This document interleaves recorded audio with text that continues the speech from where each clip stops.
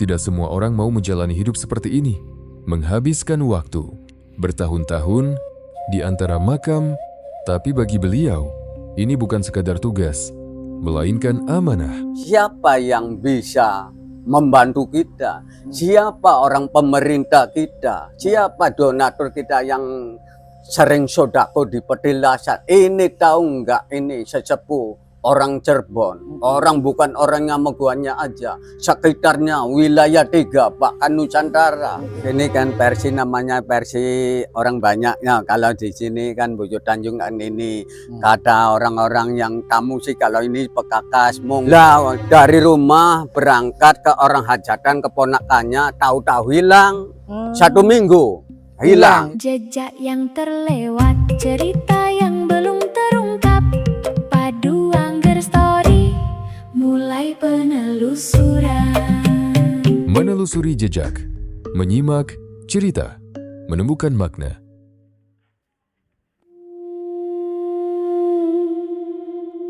Assalamualaikum warahmatullahi wabarakatuh. Salam Safariyah Wasabandina. Das Tamar, semoga selalu sehat dan dimudahkan segala urusannya. Hari ini saya masih berada di wilayah Cirebon. Dan kali ini, saya ditemani oleh Abah Hatta yang akan mengajak kita menuju ke lokasi Napak Tilas Makam Buyut Tanjung. Lokasi makam ini berada tidak jauh dari jalur utama, tepatnya di sekitar Jalan Raya Pleret Sumber. Dan memang, area Napak Tilas Buyut Tanjung ini berada di dalam pemakaman umum yang ada di daerah Tanjung. Abah Hatta sendiri sudah cukup lama mengurus tempat ini, bahkan sudah bertahun-tahun menjadi juru kunci yang menjaga dan merawat makam Buyut Tanjung. Kalau dilihat sekilas, tempatnya memang cukup sederhana, tidak terlalu luas. Terlihat ada bangunan pendopo yang juga dibuat apa adanya. Dan yang menarik, makam utamanya sendiri tidak diberi atap, hanya dikelilingi oleh tembok bata merah besar yang masih terlihat asli.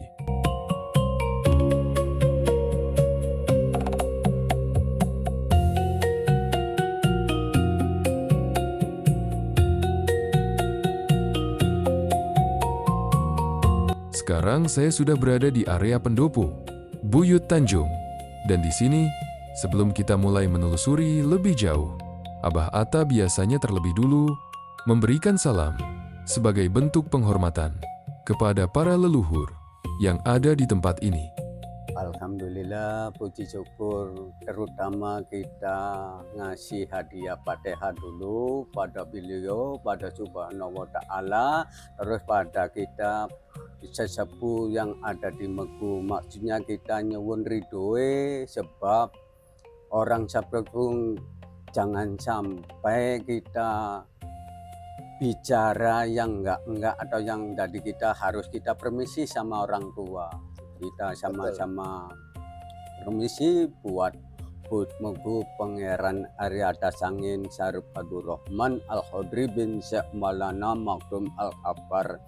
Assalamualaikum ahli kubur, Pangeran Tanjung, Pangeran Usman, Buyut Agung. Asyhadu alla ilaha illallah wa asyhadu anna Muhammadar Rasulullah. Asyhadu alla ilaha illallah wa asyhadu anna Muhammadar Rasulullah. Asyhadu alla ilaha illallah wa asyhadu anna Muhammadar Rasulullah. Allahumma sholli ala sayyidina Muhammad wa ala ali sayyidina Muhammad. Wala haula wala quwata illa billahil aliyil azim. Kalau di tempat seperti ini, memang ada hal-hal yang dijaga, bukan cuma tempatnya, tapi juga adabnya. Setelah tadi kita sempat berada di area pendopo dan melihat langsung suasana di sekitar makam ini, saya mulai ngobrol santai dengan Abah Atta untuk mencoba memahami lebih jauh tentang tempat ini, karena di balik kesederhanaannya, tempat ini ternyata menyimpan cerita yang tidak semua orang tahu.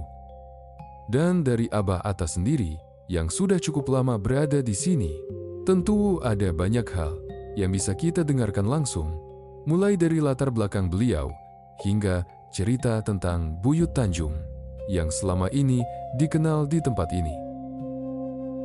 Kula nyuwun barokah Pangeran Tanjung, Amin. mugi Pangeran atas angin. Amin. Anak putu nyuwun ridho, nyuwun diijabah, nyuwun izine. Lah, kieten kalau masalah Buyut Megu ini sejarahnya versi yang ada di Megu cilik, Megu gede sebenarnya belum tahu ini, cuma hanya di Megu cilik, Megu gede hanya Buyut Tanjung saja.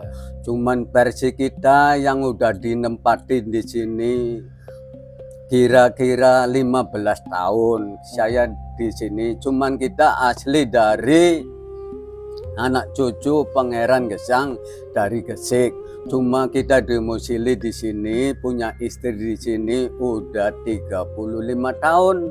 Nah, jadi kita duduk di sini enggak banyak, cuma baru 15 tahun. Waktu dulu kuncen saudara kita udah meninggal, jadi digantikan. Nah, di sini sejarahnya kata orang keraton. Kalau Buyut Tanjung itu namanya itu titel ditatah dijunjung ngagungan pangeran ahli Asmaul Husna 99. Dia anaknya raja, cuman nggak mau meneruskan jadi raja. Kita ahli tasawuf, ahli ngagungan pangeran, kita syiar Islam, agama yang ada di bumi Pangeran Tanjung, Blok Tanjung. Kalau dari versi sesepuh benda namanya Kiai Hasyim, karena pada waktu itu kita di sini merenung ada tamu satu mobil. Itu, Pak, permisi saya mau ziarah ke makom Kiai Hasyim. Kiai Hasyim mana? Nah, Kiai Hasyim ini sesepuh orang Cirebon.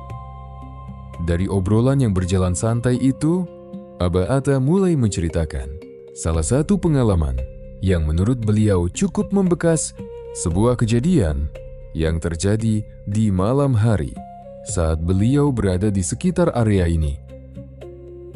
Waktu itu malam-malam ada yang nemoni orang musafir pakai tongkat, pakai kadok caping, marah ke sini. Terus beliau saya tanya, Abah mau kemana? Mau ke Cirebon Girang. Kalau udah ke Cirebon Girang mau kemana? Mau ke Cermek. Lah, Abah udah di sini aja. Ini kan masih malam, udah di sini. Kacung darah biru, kacung masih keturunan, kacung keturunan. Cung, begini cung. Nitip Buyut Tanjung. Buyut Tanjung kupang titele kang dhuwur, tingkate kang dhuwur cung, ndak di buyute kacung ni cung. Titele dhuwur ndak di cung, kang ikhlas titip. Pangeran Usman ngomong lagi, Cung pengen nggak ini tongkat? Cung nggak pengen nggak? Tekan, saya diam aja. Udah 3 kali. Udah kalau abahnya ngomongnya begitu, saya share. Dan dikasihkan tongkat tersebut. Cung, begini, awas Cung. Kacung bener-bener banyak merenung, banyak kacung kang ikhlas di sini. Setelah kejadian itu, perlahan Abah Atta mulai memahami bahwa apa yang beliau jalani sekarang bukan sekadar kebetulan, tapi seperti ada arah yang membawa beliau untuk tetap berada di tempat ini. Dan dari situ juga, beliau mulai menceritakan bagaimana awalnya sampai akhirnya menjadi juru kunci di tempat ini. Waktu itu si Jenat Mangrilan Kiai sama Naprawi orang Kedung Dawa. Ini bikin ini aja sendirian. Masyarakat enggak mau peduli. Bukan karena keinginan pribadi, tapi karena sebuah amanat. Dan di sisi lain, beliau juga punya harapan sederhana agar makam Buyut Tanjung ini bisa lebih terawat salah satunya dengan diberi atap. Itu siapa yang bisa membantu kita?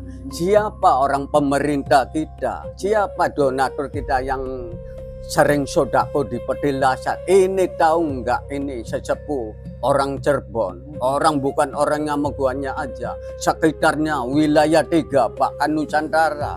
Beliau tersebut harus kita pegang teguh-teguh, harus kita ayo bebarengan. Siapa yang bisa hatinya terketuk, saya juga pengen di sini diaubin biar ada orang puasa juga enak, tentram, adem.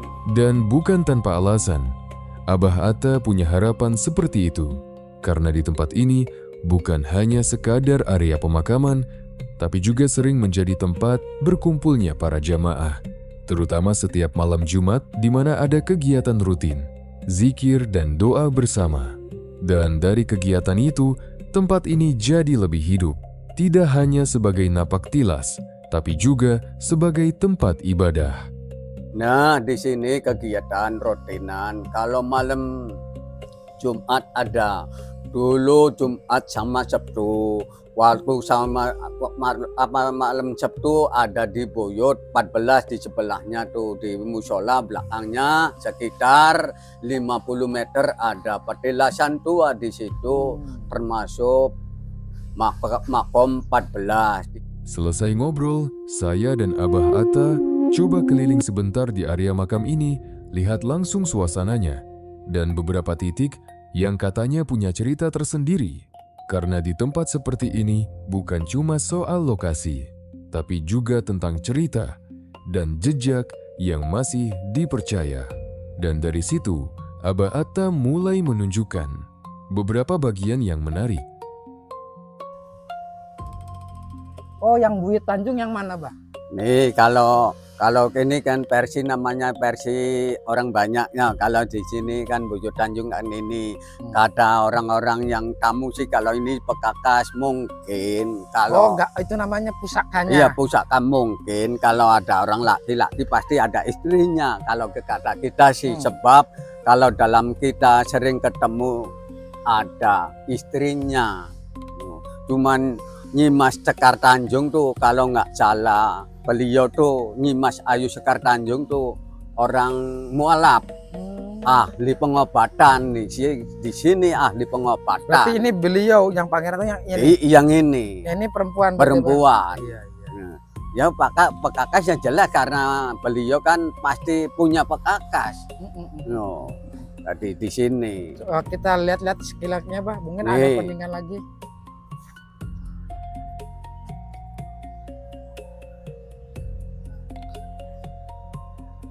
Nih di sini kisah nyata. Ada yang unik-unik. Di sini ya kebenaran saya waktu itu orang yang nih dulu di sini ada pohon ratusan tahun. Di sini pohon ratusan tahun yang dinamakan apa sih? Pohonnya Rangdu Alas. Nah di sini ratusan tahun zaman Buyut Tanjung atau Ki Kuwu. Di sini yang pertama ada. Cuman yang termasuk mitosnya begini. Ada orang tua tetangga kita yang mau bantu orang hajatan. Lah dari rumah berangkat ke orang hajatan, keponakannya tahu-tahu hilang 1 minggu. Hilang dari zaman dulu, dari ditabui ya macam-macam, piring, ompreng, tabui, dari keliling dicariin 1 minggu. Cuman dicariin di sini nggak ada, cuman yang hilang tahu. Nah di sini kan Rangdu Alas kan gede, kayak kebo, cuman di situnya groak. Jadi nggak kelihatan orang yang hilangnya tahu, orang nyariin orang hilang, yang hilangnya nggak tahu. Nah, udah 1 minggu, perasaan di situ dikasih makan nasi, cuman dikasih makan nasi, takut nggak pulang, nanti jadi setan. Jadi itu dikasih makan, nggak dimakan, cuman itu waktu hilang 1 minggu, cuman cung Ini pesan baca aja sholawat. Allahumma sholli wa salim ala sayyidina Muhammad wa ala ali sayyidina Muhammad. Nah, itu itu hanya bekalnya dikasih sholawat aja yang banyak sholawatnya. Dari pas udah 1 minggu ketemu sampai keluarga disangkanya udah hilang terus sampai ketemu Dikiranya lagi. udah meninggal aja ya, dikiranya udah Itu meninggal. disangkanya udah meninggal atau udah jauh meninggalkan kita bumi Megu. Berarti di sini tempat Di dulu. sini ada itu. waktu dulu tempat di sini termasuk Rang Dualas yang paling tinggi, yang paling tua. Cuman saya mimpi Jong ini diremeni di sini harus ini gimana diremeni disangkanya kita syirik pedik dengki atau kita apa sih buat ini. Cuman saya ingat dalam hati kita, oh harus kita ditanami lagi tadi kita Ini ditanamin apa, Bang? tanami kembang kantil putih. Oh, Tadi termasuk enggak punah tadi. Oh iya. ada cirinya teman. Iya cirinya di sini begitu. Nah, kalau itu bangunan apa, Bang? Nah, Kalau di itu- sini Iya, iya. lihat.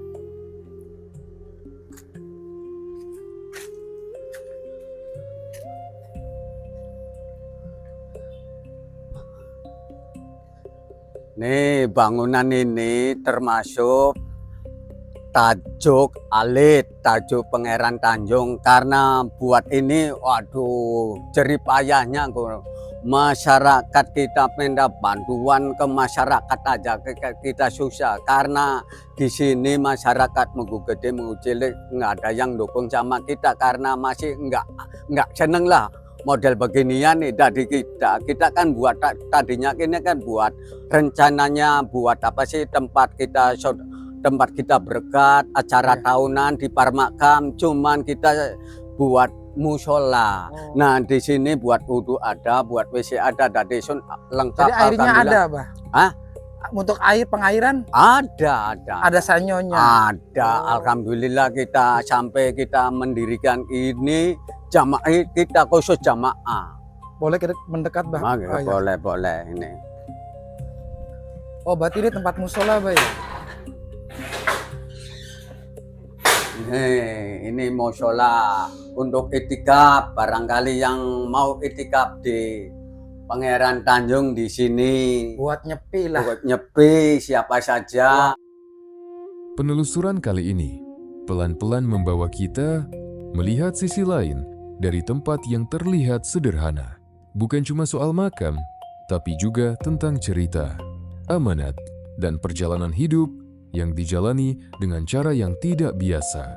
Dan mungkin di tempat seperti ini ada hal-hal yang tetap dijaga, meskipun tidak selalu terlihat. Sampai di sini dulu penelusuran kita kali ini, Dastamer. Makasih sudah ikut jalan bareng. Sampai ketemu lagi di penelusuran berikutnya bareng Paduangger Story. Wassalamualaikum warahmatullahi wabarakatuh.